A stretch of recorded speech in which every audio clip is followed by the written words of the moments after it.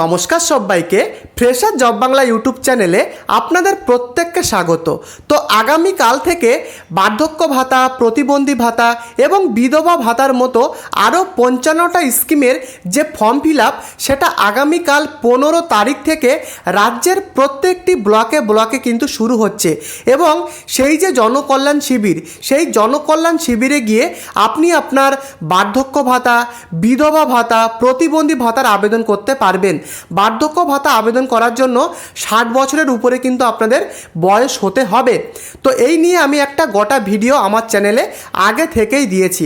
এবং এই যে জনকল্যাণ শিবিরটা হচ্ছে, এর আবেদন আগামীকাল থেকে অর্থাৎ 15 তারিখ, 16 তারিখ এবং 17 তারিখ এই 3 দিন কিন্তু রাজ্যের প্রত্যেকটি ব্লকে ব্লকে এই জনকল্যাণ শিবিরটা কিন্তু অনুষ্ঠিত হবে। তো সেখানে গিয়ে কিন্তু আপনাদের অফলাইনের মাধ্যমে আপনি আপনার বার্ধক্য ভাতা, প্রতিবন্ধী, বিধবা ভাতার আবেদন করতে পারবেন। এবারে আজকের এই ভিডিওতে কিন্তু আমি আপনাদের দেখাবো আপনি কিভাবে বাড়িতে বসে আপনি আপনার মোবাইল দিয়ে সহজে 5 মিনিটে আপনি আপনার যে বার্ধক্য ভাতা বলুন বা প্রতিবন্ধী ভাতা বা বিধবা ভাতা তার আবেদনটা আপনি কিভাবে বাড়িতে বসে অনলাইনে করবেন, তার সম্পূর্ণ প্রসেস আমি স্টেপ বাই স্টেপ খুবই সহজে কিন্তু আমি আপনাদের দেখাবো। তাই আজকের ভিডিওটা অত্যন্ত গুরুত্বপূর্ণ হতে চলেছে। শেষ পর্যন্ত ভিডিওটিকে আপনারা মনোযোগ সহকারে দেখুন। ভিডিওটি শুরু করবার আগে প্রত্যেককে বলবো, আপনি যদি এই চ্যানেলে নতুন হন প্রত্যেকে এই চ্যানেলটিকে সাবস্ক্রাইব করে অবশ্যই এই ভিডিওটিকে এক্ষুনি একটি লাইক করে দিন। তো চলুন কিভাবে অনলাইনে আবেদনটা করবেন আমি সেটা দেখিয়ে দিচ্ছি। তো বার্ধক্য ভাতা, প্রতিবন্ধী ভাতা বা বিধবা ভাতার আবেদন অনলাইনে করার জন্য প্রথমে আপনি আপনার যে কোনো একটা ব্রাউজারে এসে গুগলে চলে আসবেন এবং গুগলে আসার পরে এই যে সার্চ অপশানটা দেখছেন এখানে আপনারা জাস্ট লিখবেন যে উমাং, UMANG, জাস্ট এটা লিখে কিন্তু আপনারা গুগলে সার্চ করবেন, UMANG এটা লিখে কিন্তু আপনারা সার্চ করবেন।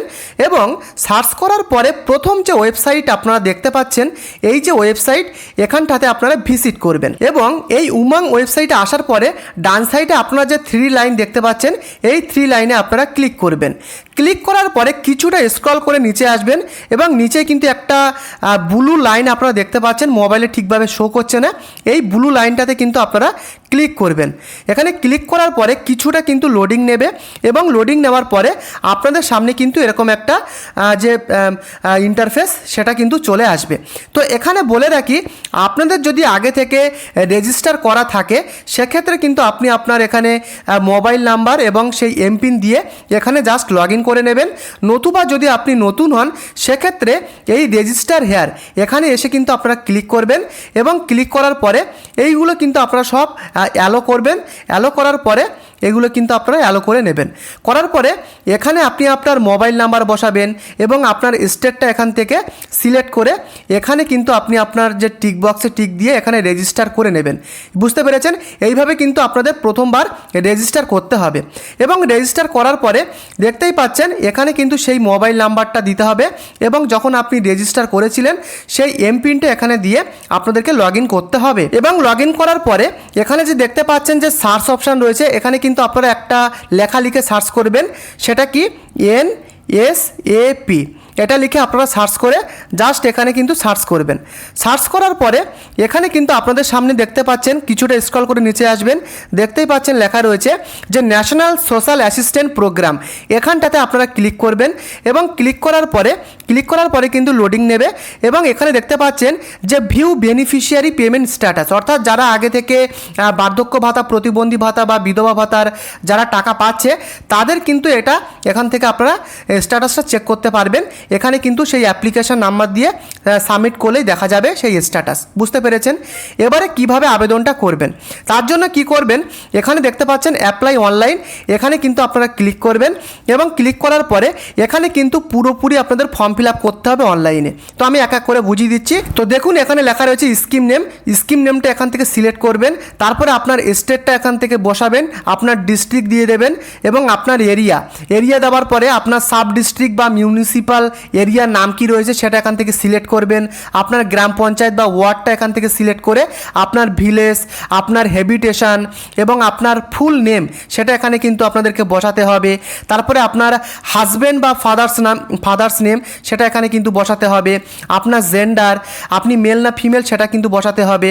আপনার ডেট অফ বার্থ এখানে বসাতে হবে। আপনার বয়স, আপনি এসসি এসটি পিডব্লিউডি, আপনি কোন কাস্ট সেই কাস্ট এখানে বসাতে হবে। আপনার অ্যাড্রেস এবং আপনার এরিয়ার পিনকোড কিন্তু এখানে আপনাদের বসাতে হবে। তারপরে আপনারা নেক্সট অপশানে ক্লিক করবেন।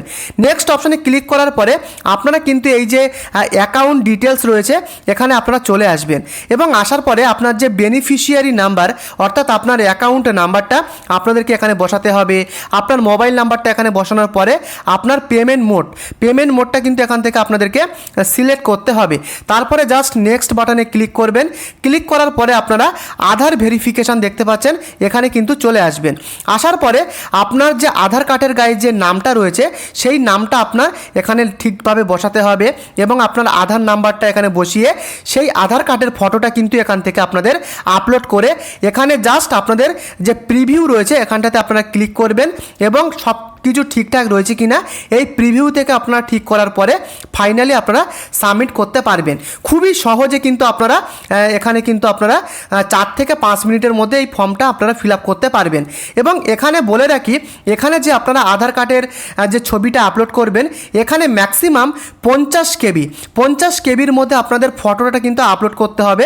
সেটা জেপিজি, জেপিইজি বা পিএনজি ফাইলে কিন্তু আপনারা আপলোড করতে পারবেন। তবে মাথায় রাখবেন ম্যাক্সিমাম 50 কেবির মধ্যে আপনাদের এখানে আপলোড করতে হবে। তো এভাবে কিন্তু খুবই সহজে আপনারা ফর্ম ফিল আপটা করতে পারবেন। তো এক্ষেত্রে আমি আপনাদেরকে বলতে চাই আপনারা আপনাদের জনকল্যাণ শিবিরে গিয়ে অফলাইনের মাধ্যমেই ফর্মটাকে ফিল আপ করুন, কারণ সেখানে করলেই কিন্তু সবথেকে বেটার হবে এবং সবথেকে তাড়াতাড়ি কিন্তু আপনাদের যে কাজ বা ফর্ম ফিল আপ সেটা কিন্তু হয়ে যাবে। তো যদি আপনাদের ভিডিওটি ভালো লাগে প্রত্যেককে বলবো আপনারা এই চ্যানেলটিকে সাবস্ক্রাইব করে ভিডিওটিকে লাইক করে দেবেন। দেখা হচ্ছে পরবর্তী ভিডিওতে। ধন্যবাদ।